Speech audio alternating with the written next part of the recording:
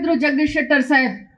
ಬರೀ 9 ತಿಂಗಳ ಹಿಂದೆ ಬಂಧುಗಳೇ, ಬರೀ 9 ತಿಂಗಳ ಹಿಂದೆ ಬಿಜೆಪಿ ಪಕ್ಷ ನನಗೆ ಅನ್ಯಾಯ ಮಾಡಿದೆ ಅಂತ ಕಾಂಗ್ರೆಸ್ಗೆ ಬಂದಿದ್ರು ಅವ್ರು. ಗೊತ್ತಾಯ್ತು ನಿಮಗೆ? ಕಾಂಗ್ರೆಸ್ ಪಕ್ಷಕ್ಕೆ ಬಂದ್ರು, ಬಿಜೆಪಿ ನನಗೆ ಅನ್ಯಾಯ ಮಾಡೈತಿ, ಮೋಸ ಮಾಡೈತಿ, ನರೇಂದ್ರ ಮೋದಿ ಅವರು ನನಗೆ ಅನ್ಯಾಯ ಮಾಡಿದ್ದಾರೆ, ಯಡಿಯೂರಪ್ಪ ನನಗೆ ಅನ್ಯಾಯ ಮಾಡಿದ್ದಾರೆ ಅಂತ ಕಾಂಗ್ರೆಸ್ಗೆ ಬಂದ್ರ ಇಲ್ಲ? ಗಂಡ ಹೆಂಡತಿ ಎಲ್ಲರೂ ಹತ್ಕೊಂತ ಬಂದ್ರು, ಇಲೆಕ್ಷನ್ ನಿಂತರು, ಸೋತ್ರು. ಆದ್ರೆ ಕಾಂಗ್ರೆಸ್ ಪಕ್ಷ ಅವ್ರನ್ನ ಕೈ ಬಿಡ್ಲಿಲ್ಲ. ಅವ್ರನ್ನ ಸೋತ್ರು ಅಂತ ಹೇಳಿ ಅವ್ರನ್ನ ಮನೆಗೆ ಕುಂಡ್ರಿಸ್ಲಿಲ್ಲ. MLC ಮಾಡಿದ್ವಿ, ಅವ್ರಿಗೆ MLC ಮಾಡಿ ಮರ್ಯಾದೆಯನ್ನ ಕೊಟ್ವಿ. ಆದ್ರೆ ಈಗ ದಿಢೀರ್ ಅಂತ ಹೇಳಿ ಮತ್ತೆ ಬಿಜೆಪಿಗೆ ಹೋಗಿ ನರೇಂದ್ರ ಮೋದಿ ಅವ್ರನ್ನ ಪ್ರಧಾನಮಂತ್ರಿ ಮಾಡಿ ಅಂತ ಹೇಳ್ತಾರೆ. ಇವ್ರಿಗೆ ಬದ್ಧತೆ ಇದೆಯಾ? ಇವ್ರ ನೈತಿಕತೆ ಇದೆಯಾ ಶೆಟ್ಟರ್ ಅವ್ರಿಗೆ? ಇವ್ರು ಬೆಳಗಾವಿ ಜಿಲ್ಲೆಯ ಉಸ್ತುವಾರಿ 2 ಬಾರಿ ಆಗಿದ್ರು ಬಂಧುಗಳೇ, 2 ಬಾರಿ. ಆದ್ರೆ 2 ಬಾರಿ ಆದಾಗ್ನು ಬೆಳಗಾವಿ ಜಿಲ್ಲೆಗೆ ಏನೂ ಮಾಡ್ಲಿಲ್ಲ ಇವರು. ಬರೀ ಬೆಳಗಾವಿ ಜಿಲ್ಲೆಗೆ ಬರೇ ಅನ್ಯಾಯ ಮಾಡಿದ್ದಾರೆ ಇವರು. ಹೈಕೋರ್ಟ್ ಬಂದಿತ್ತು ನಮ್ಮ ಬೆಳಗಾವಿ, ಹೈಕೋರ್ಟ್ ಅನ್ನ ಹುಬ್ಳಿ ಧಾರವಾಡ ತಗೊಂಡು ಹೋದ್ರು. IIT ಕಾಲೇಜ್ ಬಂದಿತ್ತು ಬೆಳಗಾವಿ, ಆ ಕಾಲೇಜನ್ನ ಹುಬ್ಳಿ ಧಾರವಾಡ ತಗೊಂಡು ಹೋದ್ರು.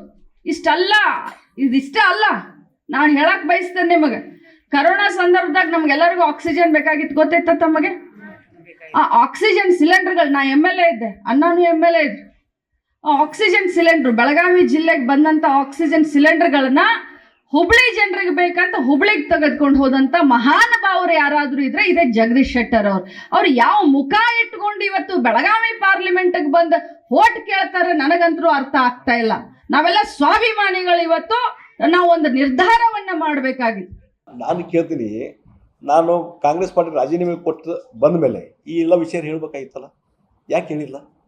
ನನಗೆ ಏನಾಗೈತೆ, ಈ ಚುನಾವಣಾ ಪ್ರಚಾರದಲ್ಲಿ ಎಷ್ಟು ಕೀಳು ಮಟ್ಟಕ್ಕೆ ಅಪಪ್ರಚಾರ ಮಾಡೋದು ನಡೀತದೆ. ಬಹುಶಃ ನನ್ನ ಲೈಫಲ್ಲಿ ಫಸ್ಟ್ ಟೈಮ್ ನಾನು ನೋಡ್ತಾ ಇದ್ದೆ. ಅದಕ್ಕೆ ಇಂಥ ಕೀಳು ಮಟ್ಟದ ಅಪಪ್ರಚಾರಕ್ಕೆ ನಾನು ರಿಯಾಕ್ಟಾಗಿ ಕೊಡೋದಿಲ್ಲ. ಅವತ್ತು ಏನಾಗೈತಿ ಏನು ಅನ್ನೋದು ಎಲ್ಲರಿಗೂ ಗೊತ್ತಿದೆ. ಅದಕ್ಕೆ ರೀ ಅಷ್ಟು ಕೀಳು ಮಟ್ಟದ ಪ್ರಚಾರಕ್ಕೆ ಹೊಂಟಿದಾರಂತಂದರೆ ಅವರು ಇವತ್ತು ಹತಾಶರಾಗಿದ್ದಾರೆ. ಈಗ ಜಗದೀಶ್ ಶೆಟ್ಟರ್ ವಿಚಾರವಾಗಿ ಏನೂ ಮಾತಾಡಲಿಕ್ಕೆ ಇಶ್ಯೂ ಇಲ್ಲ, BJP ಬಗ್ಗೆ ಮಾತಾಡಲಿಕ್ಕೆ ಏನೂ ಇಶ್ಯೂ ಇಲ್ಲ, ಮತ್ತು ನರೇಂದ್ರ ಮೋದಿಯವ್ರ ಬಗ್ಗೆ ಮಾತಾಡಲಿಕ್ಕೆ ಯಾವುದೇ ವಿಚಾರಗಳಿಲ್ಲ. ಇದು ಲೋಕಸಭಾ ಚುನಾವಣೆ, ಇದೇನೋ ಯಾವುದೋ ZP ಇಲೆಕ್ಷನ್ನು, ಅಸೆಂಬ್ಲಿ ಇಲೆಕ್ಷನ್ ತಿಳ್ಕೊಂಡವ್ರು ನನಗೆ ಅರ್ಥ ಆಗ್ತಾ ಇಲ್ಲ. ಅದಕ್ಕಾಗಿ ಇಂಥ ಕೀಳು ಮಟ್ಟದ ಭಾಷೆ, ಕೀಳು ಮಟ್ಟದ ಅಪಪ್ರಚಾರಕ್ಕೆ, ಆ ಕೀಳು ಮಟ್ಟಕ್ಕೆ ನಾವು ಹೋಗ್ಲಿಕ್ಕೆ ತಯಾರಿಲ್ಲ. ಅವತ್ತು ನಾನು ಅಲ್ಲಿ ಹೋಗಿದ್ದರಿಂದ ಅವತ್ತೇನು ಕಾಂಗ್ರೆಸ್ಸಿಗೆ ಲಾಭ ಆಗಿದೆ ಅವ್ರಿಗೆ ಗೊತ್ತಿದೆ.